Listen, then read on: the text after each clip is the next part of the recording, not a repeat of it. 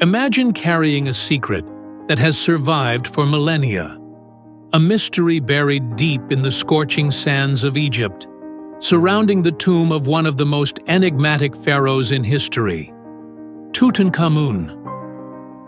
What I'm about to tell you is not just a tale of archaeology or glorious discoveries.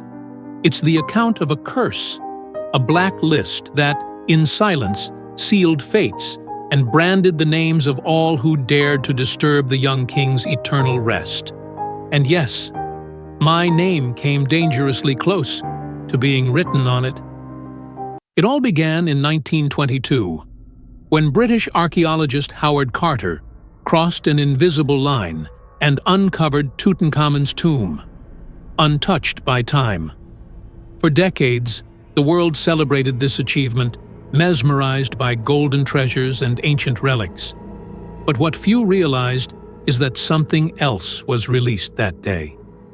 Ancient seals were broken, silent walls seemed to whisper, and a presence, something unseen, began to stir. Just weeks after the tomb was opened, Lord Carnarvon, the man who financed the expedition, died under mysterious circumstances.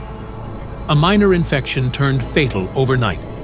At the exact moment of his death, the lights in Cairo blacked out, and his loyal dog, thousands of miles away, collapsed and died as if struck by the same force. That was no coincidence. It was a warning. Over time, whispers began to grow of a list, a handwritten document hidden from the public.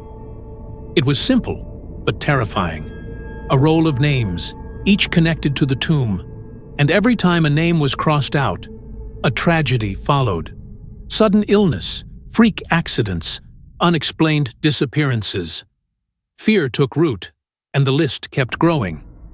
George J. Gould fell ill and died soon after visiting the site. Richard Bethel was found dead in his bed, eyes frozen wide in terror.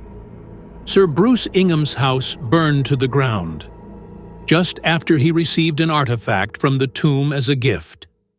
With each name, the sense of something ancient and alive became harder to deny.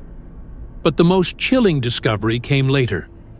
A fragment of papyrus, hidden behind a false wall, written in red ink, a color used in ancient Egypt to signal danger. The names it carried weren't just from the past. Some seemed to stretch across time. It was as if the priests had written a list that updates itself, choosing victims from across the ages, as if the curse had a will of its own. Howard Carter, the man who started it all, spent his final years in solitude. People said it was exhaustion. I know it was fear. In a personal journal, never officially released, he confessed something that still haunts me. One night, deep inside the tomb, he saw his own name carved into the stone, etched, permanent. He knew, as I know now, that the curse does not forgive. Decades passed. In 2010, a colleague named James Weller reached out to me. He was disturbed. He had found a new document, one with names from modern times, people who had died after coming into contact with the tomb. The last name, burned and unreadable, as if it had been erased intentionally. But he believed, and so do I, that the list is still growing. Some call it legend, superstition, nonsense. But I've seen too much. I got too close, and I know that doubt is a luxury few can afford. Because this curse doesn't scream. It whispers, and those who hear it have already been chosen. If you're hearing this now, maybe your name is already being written.